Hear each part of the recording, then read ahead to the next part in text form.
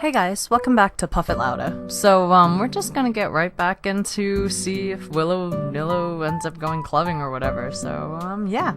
Here we go. Alright, but I'm not gonna come pick you up if you pull anything this time. Not again. I'm just kidding. I'm actually going to go out and watch the game Sports Ball? Nice. Which game? You know, the game. The one that's on tonight. The game. On TV. Somewhere other than here. Okay, cool. While you do that, I'm gonna go do drugs and commit some light arson with the Emmas. I'm concerned you're hanging with the wrong crowd. Amanda shrugs. I would have expected you guys to be up to some white-collar crime by this point. Maybe money laundering at the least. I'm a street rat, Pops. You're kidding about doing drugs and crime, right? Yes, Dad. Just making sure. I give her a pat on the head. Have fun with your sports. Are you being sarcastic? No, making fun of sports is played out. Alright then. I do some light cleaning around the house and decide to clear out right before Amanda's friends arrive. Let's see. Before I leave, Amanda stops me. Hey, don't forget that you have that meeting with my English teacher tomorrow. Oh, right, Mr. Vega. Yep, totally remembered. I'll be there. By quality and not quantity. Wow, I guess I really didn't think this plan through. I'm not entirely sure where the closest bar is, and Amanda still hasn't shown me how to use the GPS on my phone, so I'm just gonna pick a direction and walk in it. Let's go this way. Cool, okay, we're marching. We're marching in the direction of the game. Any game, really. In the distance, could it be... Jim and Kim's. The big burnt-out neon sign hangs above a tiny dive bar. Jim and Kim's, huh? Alright, it'll do. The bar is small and dimly lit. The crack of pool balls sounds in the back as the patrons laugh and joke. A string of multicolored Christmas lights hover above the bartender. I can't tell if he's Jim or Kim. I pull up a seat at the bar. There's like a giant pig head on the top of the... Okay, whatever. What'll we buy? One beer, please. Sure thing, boss. The bartender slides me an ice-cold beer. I take a sip and enjoy the refreshing taste. Say, are you Jim or Kim? I'm Neil. We'll go for you. Oh, no, I'm just kidding. Oh. I awkwardly turn my attention to the game, which is playing on one of the TVs on the wall. As luck would have it, my team of preference is not only playing, but it's currently in the lead, which is always a good thing. The brightly colored mascot, which is some kind of animal, does cartwheels. I silently cheer for my favorite team, hoping I don't get into any confrontational arguments with a fan of the opposing team. Several people in this bar are wearing the distinctive colors of the team I dislike, although I believe from their demeanor that, like me, the passion for their team is all in good fun. A middle-aged woman holding a nearly empty wine glass slides up to the bar and sits uncomfortably close to me. Hey, sailor. Oh, hello. Good to see fresh meat in here. Oh, gross. Oh, why would you say that? That's so disgusting. I'm Mary. Come here often? No. I actually just moved to this part of town today. I'm Willow Nillow, by the way. Are you watching the game? Yeah, my preferred team is in the lead. If they keep this up, they'll win the game with ease. Oh, I love that team. I also love the game. I love someone who knows their way around balls. What the fuck? She has a cross on her chest. She's supposed to, like, oh god, I don't know. Oh god. I'm getting the impression that she's a little drunk. Buy a gal a drink. I would feel bad if I didn't buy her a drink, but I also, like, I feel like it would be so mean if I didn't buy her a drink. I'm like the worst at this kind of stuff. I'll just buy you a drink. It's like, what, like, how much is wine? Like, a glass of wine. If you get, like, a sangria, it's like $8 probably. Like, I don't know. I almost reluctantly signal the bartender in order to Mary another glass of wine. Neil jokes back and forth with Mary. They're clearly friends, and this clearly is not her first time doing this. She tips her glass at me. Suppose I gotta keep you company now. So, what do you want to know? What's your deal? What's your problem, man? No, I'm just kidding. What do you think of the game, or what's the latest gossip around here? What do you think of the game? They really are tossing those balls around, huh? Nice. Truth told, I wasn't really paying attention. I just saw a solid ball joke and went for it. That's respectable. So what else can you tell me about this part of town? It's quiet, that's for sure. If you want an idyllic little life with white picket fences, this is the place to do it. But every town has its secrets, you know. She takes a sip of her drink. That was a little too ominous for my taste. She leans closer. Hey. Would you like to learn some of my secrets? Oh boy. Maybe some other time. Suit yourself, sailor. Mary saunters off, setting her sights on the nearest bar patron to enter. I happily watch the game over another beer. The game's gotten close in terms of points, a little too close to what I'm comfortable with. After a particularly skilled player scores a number of points for the other team, putting them in the lead, I hear an affirmative grunt from another man at the bar. Go time! It's the brooding man from the coffee spoon! Whoops! He sits alone, sipping whiskey and watching the game as well. Man, I don't know what kind of voice to give these people. Enjoying the game? I am now that we're winning. Oh, we must be rooting for different teams. In my opinion, my team is far superior. I have to disagree with that. Based on our win-loss record, I'd say that my team is superior. That's where you're wrong, since as it stands right now, my team is beating yours. The conversation ends there, and we both go back to silently rooting for our respective teams. The game is close, with both sides playing their hardest to win, but in the end, my team prevails. Quiet cheers ripple through the bar. I raise a respectable glass to the man drinking whiskey. He raises his in response. An unspoken truce is formed between us based on a mutual love for the game. He motions over to the bartender, which pours 2 glasses of whiskey. The man slides one over next to me. Or slides one over to me. Wow, he just bought me a drink? Nice. The name's Robert. Thanks, I'm Willonillo. You must be new here. Mary already hit on you? Yeah. Robert chuckles. Oh. She's a peach. Well, you picked the best bar in town. Slimy as it is, you'll never find a better spot than Jim Kim's. Is there actually a Jim or Kim that runs this place? Hey. No, that'd be Neil. Neil waves from across the bar. Hey. Good guy, Neil. Not enough Neils in this world. Okay. You a whiskey fella or a beer fella? Beer, but I'll drink most things. You like shots? I love shots! I love shots. I don't know if Wilson likes shots. Just say that. Okay, I love them. Thank God. Nice. Robert nods towards Neil, who serves up 2 shots of whiskey. He hands one to me. Oh. That's disgusting. At least do like tequila or something. Whiskey is like, well, I mean, like, I don't know. I prefer whiskey over rocks, I guess. I don't know, whatever. Here's to your health. We take the shots. The whiskey burns going down, but I try my hardest to look tough. Wait, I think this is what making friends is. Okay, Willonillo, this guy's out of my friend league. But I think if I play my cards right, we'll be pals in no time.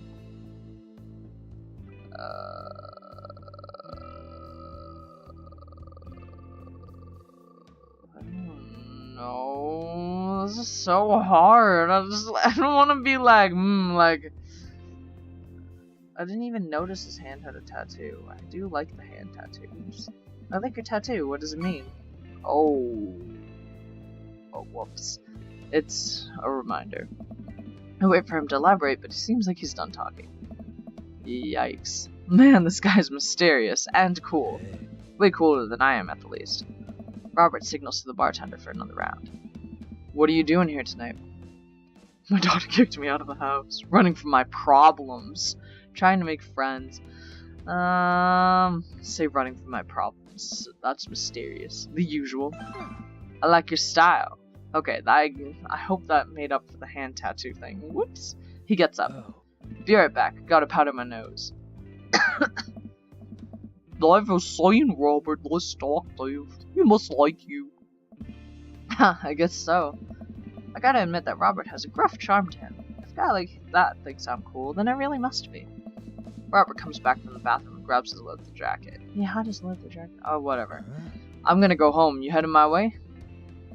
I guess I am.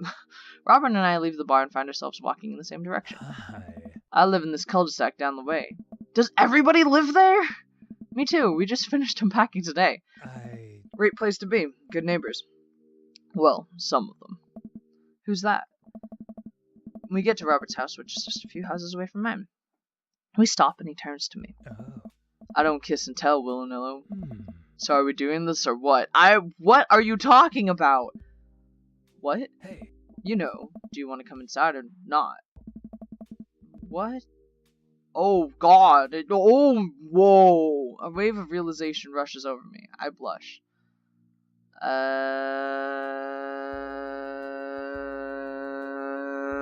Oh my god, this is horrible. I have no idea. I don't really want to sleep with you. You kind of sketch me out. Like, I mean, it's a reminder. Like, did you go to prison? Like, I don't know.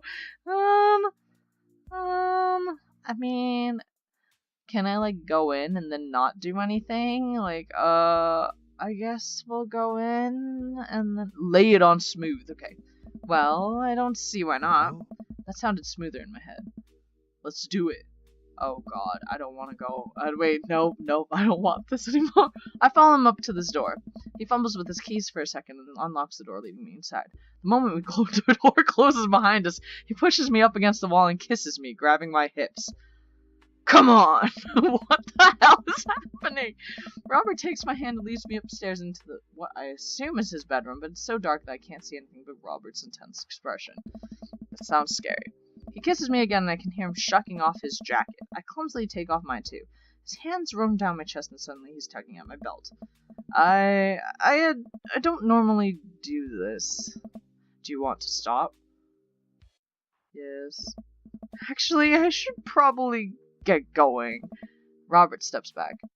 Alright. I think I'm gonna head home. Sorry. Nah, it's cool. That's so awkward. Oh god, I'm sorry. This is a mistake.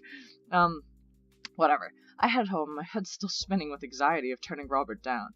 The sight of the couch helps me compartmentalize, though, and before I know it, I'm having dreams about my teeth falling out. Doesn't that mean you're gonna die? I don't know. Oh, that was really awkward. I wake up to a text from an unknown number. Oh, it's Craig! Rise and shine, early bird. Still want to work out? This is Craig, by the way. Smiley face. Holy crap, it's 6 a.m.? Who does 6 a.m. anymore? Without realizing it, I drift back to sleep. Rip Craig. Whoops, must have winked back out. I check my phone again. Hey, bud, still want to get your swole on? I'm ready to tear up the track. Hit me up! God, the last thing I want to do right now is work out. But it is Craig. I do want to catch up. Do I want to sleep? Go to the gym.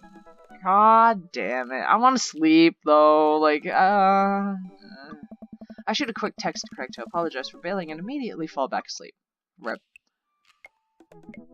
Oh man, how long was I out? What time is it? I look over at the clock. It's 3:55 p.m. I have to be at the parent-teacher conference in 5 minutes.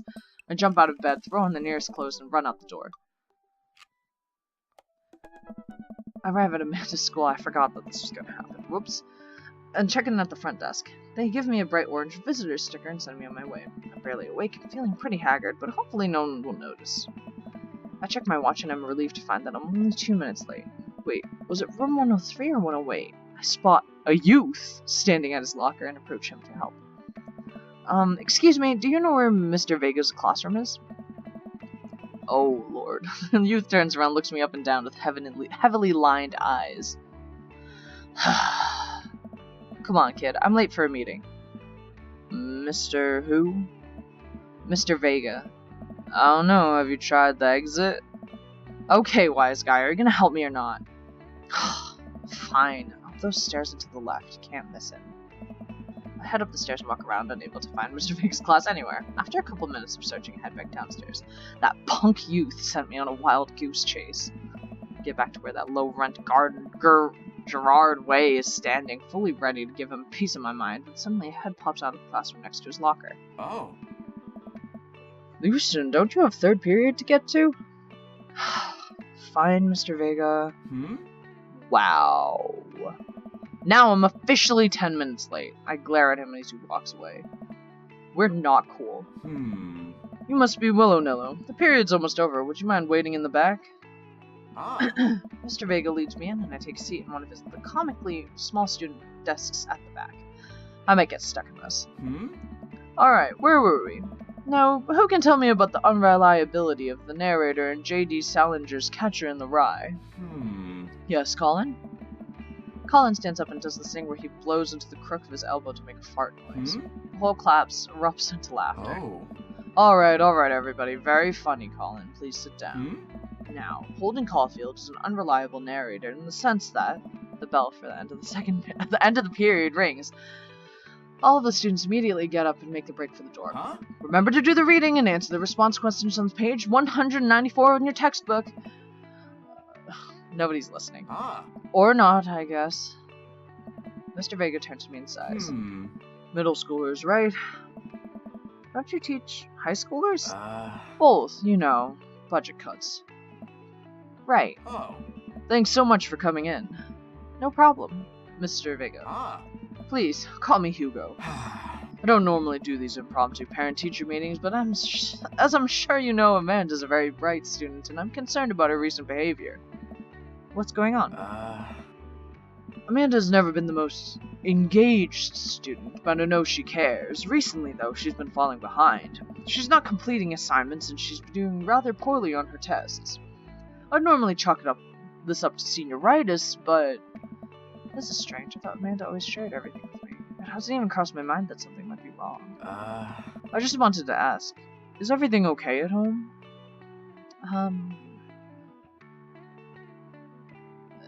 Well, we just moved recently, but it was only to the other side of town, and Amanda was more excited about it than I was. See if you can talk to her about it. I know she values you a great deal and would appreciate your guidance. If she keeps heading down this road, I know how important art school is to her, and I would hate to see her miss out on a scholarship money that she clearly deserves. I'll make sure to talk to Amanda. Thanks for letting me know, Hugo. Oh. Anytime.